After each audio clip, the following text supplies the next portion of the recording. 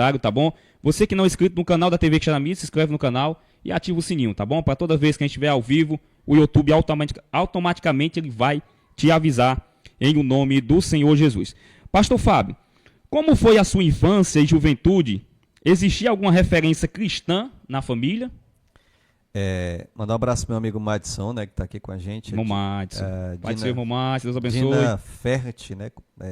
Parece que é da família do pastor Ferret, lá de Portugal, amigo nosso. Glória a Deus. Carlos Germano também. Germano, Diaco Germano, Deus Adonai, abençoe. varão de guerra. A minha família, né? Francisca Raíssa, seja bem-vinda, congregado da gente. A minha família ela não tem assim uma referência de um povo que verdadeiramente é religioso e teme a Deus. Na verdade, é mais uma mistura de uma hora tá glorificando a Jesus e outra hora tá contando palavrão, né? Mas para não dizer que eu estou falando mal da minha família, é porque é uma coisa mesmo do interior, daquela coisa mais rústica, uma coisa mais bruta mesmo. O pessoal do interior leva uma topada, diz um palavrão, né? É comum, né? Então, eu não tinha assim uma referência no meu lado, até porque por causa da certa brutalidade do convívio familiar. Infelizmente, o nosso convívio familiar é um convívio muito difícil, por conta das contendas nos lares. Meu pai era alcoólatra no passado, graças a Deus não é mais, embora não esteja mais com a minha mãe, mas a gente viveu um momento muito difícil. Então, nós não tínhamos um espelho, alguém que nós pudéssemos olhar, presbítero Alice, e dizer, eu vou me espelhar nessa pessoa, eu quero ser como ele. Não tínhamos. Infelizmente, nós não tínhamos esse espelho. E eu acho que foi mais uma coisa assim de Deus mesmo, essa inclinação para o outro lado, para olhar para Jesus, porque era uma família que no domingo estava na missa, mas na semana quase todos eram entregues às bebedices, infelizmente, né? Glória a Deus. A gente sabemos que hoje ainda tem pessoas assim ainda, né? Em nome do Senhor Jesus. Mas eu creio que nessa noite, através desse testemunho, eu creio que vai aumentar a fé de muitos e eu creio que nessa noite vai haver salvação, vai haver transformação e libertação em o nome do Senhor Jesus. Pastor Fábio, agora nós queremos falar um pouco, que sabemos que antes de você conhecer a Cristo, né? Você já participava de banda de forró, como também participava também na época, né? E sabemos que foi um momento de ilusões, né? Um momento muito difícil, um momento que a nossa mentalidade, no caso da minha mentalidade, era fazer sucesso, né? Mas aí onde a gente vai lá para Provérbio, hoje eu vejo, para Provérbio 16 primeiro, se eu não me engano, que diz assim, o que adianta o homem fazer plano se o tempo não é nosso, a permissão não é nossa, é de Deus. E a gente estava tão cego espiritual que a gente não conseguia ver, né, a verdade, né? A gente planejava algo que não estava no projeto de Deus. E hoje, para o regalo do Senhor, hoje eu fico feliz, né, por Deus ter caído as escamas dos nossos olhos e nós enxergar a verdade, enxergar o caminho, como o João vai falar, né? Só o Senhor é o caminho, a verdade e a vida, ninguém vai ao Pai senão por Ele, em nome do Senhor Jesus. E eu queria que você falasse sobre esse assunto, né?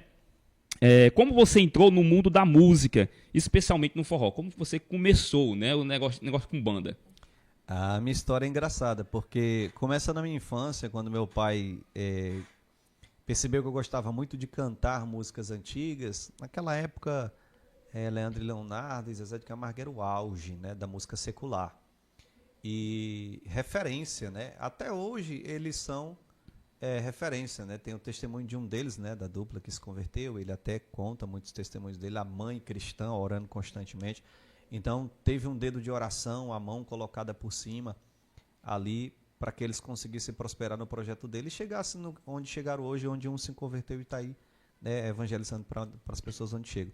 Então a gente pegou ele como referência, eu peguei ele como referência e queria crescer na música secular, inspiração de muitas pessoas. E o meu pai decidiu comprar um violão, né? Naquela época um salário, acho que era R$ 130 talvez, né? Era muito dinheiro, né? E o violão era 70 na época. Ele comprou, acabou que eu tentei, relaxei, não dei valor, coloquei de lado e ele foi e colocou o violão à venda e eu engavetei esse sonho. Mas aí depois na minha juventude eu senti novamente essa vontade de me envolver com a música. Na época tinha uns ritmos muito agitados e tinha um rapaz da época que era referência, né, que era o Zezo, né, na época ele era referência e a gente se inspirava muito nele. E eu acabei tendo um encontro com o forró, me identifiquei com o forró E pensei que era uma realidade totalmente diferente. Quando a gente se introduz lá dentro, a gente vê, você vê presbiterados que é outra coisa, né? Outra realidade. A gente acha que é só coisa boa, alegria. Mas além de ser algo que na maioria das vezes a trajetória é regada de sofrimento, mesmo que você alcance o auge ou o pódio, né, a conquista, quando você chega lá na frente você percebe que conquistou uma coroa que é uma coroa corruptível, né? Uma coroa que não tem glória. Pior que é verdade. Então essa foi a minha trajetória com a música e o meu encontro com a música. Né? E é tão interessante que você falou aí, a questão, né, da sua trajetória na música, né? Depois a gente... É interessante, primeiro a lançar na música, né? Foi você, né? Primeiro, que começou no tempo do seu Osmar, né? Sim. Não sei se você se lembra. O Osmar, se eu não me engano, o Genildo, né? O Pica-Pau também, acho que já estava na parte também. E foi que depois me chamaram também para participar junto com vocês, sim. né? Depois que a gente entramos na banda. E aí começou a aumentar as expectativas, né?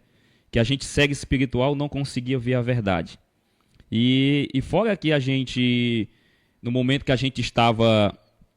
Como é que se diz? No mundo, tocando para o mundo, nós botamos muitas pessoas também a perder. Não sei se você se lembra, nós tiramos muitas pessoas da igreja. Não sei se você se lembra, né? Não vou citar o nome, né, das pessoas, mas nós ficávamos nas portas da igreja, não sei se você se lembra dessa questão, né? Ficávamos nas portas da igreja, esperando o baixista terminar de tocar na igreja, o guitarrista para tocar na banda mais nós. Tá vendo como era só Jesus na causa, né? Mas é interessante isso aí do que Deus... A mudança depois que Deus abriu a nossa visão, né, pastor Fábio? Deus abriu a nossa visão de uma maneira tremenda, de uma maneira assim que hoje nós estamos vendo a verdadeira verdade, né? Por isso que hoje eu vejo muitas pessoas hoje que trabalham com a gente aqui também e resolveu entrar na questão secular. E hoje, pela experiência que a gente já passou, eu digo, rapaz, não vá por esse caminho não. Não vá por esse caminho aí não, meu irmão, que é perdição. Esse caminho não é bom, né? Pior que você cria uma ilusão, né? O inimigo cria uma ilusão em você, né? E você acaba se aprofundando. Né? Chegava um ponto que eu já cheguei a falar até besteira, dizer que eu dava a minha vida pela banda. Sim. Né? A gente chegava a falar cada coisa porque a gente queria ver o sucesso acontecer, queria ver a coisa dar certo. Se naquela época a pessoa dizia assim, rapaz, tu quer ver a banda dar certo, tem que atravessar esse mar. Eu mesmo sem saber nadar, era perigoso eu pular e ir, né? As ilusões, que é grande demais, né? Mas depois que o Senhor abriu a minha visão e abriu a sua visão também, hoje a gente tem visto, né, do que o Senhor tem feito na nossa vida e nós hoje estamos desfrutando daquilo que o Senhor tem feito, a promessa que o Senhor tem nos prometido e hoje está acontecendo em o nome do Senhor Jesus. Pastor Fábio, quero fazer a próxima pergunta. Eu sei o nome da banda, mas vou fazer uma pergunta para você, né? Eu queria que você respondesse qual era o nome da banda que você participava e como era a rotina de show da banda. Não só que eu sei que você não participou só de uma banda, você participou de várias bandas, né? Eu queria que você falasse uma delas aí, né, em nome do Senhor Jesus, e qual era as rotinas de show, mais ou menos. Fica à vontade. Vou falar o nome de duas, né? Porque são muitas, vou falar o nome de duas. A gente começou com a banda Arquivo, né? Aquele projeto do ensaio na área, né? E tal. Isso. João Paulo fazia parte também, tinha todos os meninos, o Bi e tal. E foi aí que eu comecei a perceber que não era bem como a gente pensava, né? Alcançar a fama, porque a gente terminava os shows e tinha que deitar no chão, tinha que dormir no chão. E muitas das vezes ficavam dependendo de carros, né? Ir buscar a gente. Às vezes o motorista não tinha tempo ou botava empecilhos para ir pegar a gente. E quando terminava os eventos, o dinheiro não dava sequer para custear os músicos, né? A gente ficava devendo os músicos. Eu me lembro que na época meu pai trabalhava como pedreiro. Ainda trabalha, só que menos agora. E muitas vezes ele tirava do bolso para poder custear. Porque o que parecia pouco naquela época, que era 30, 40 reais para um músico tocar, era muito dinheiro, né? É verdade. E aí acabava com esse problema. E eu dei um tempo, né? A gente deu um tempo porque foi só frustrações, muito problema.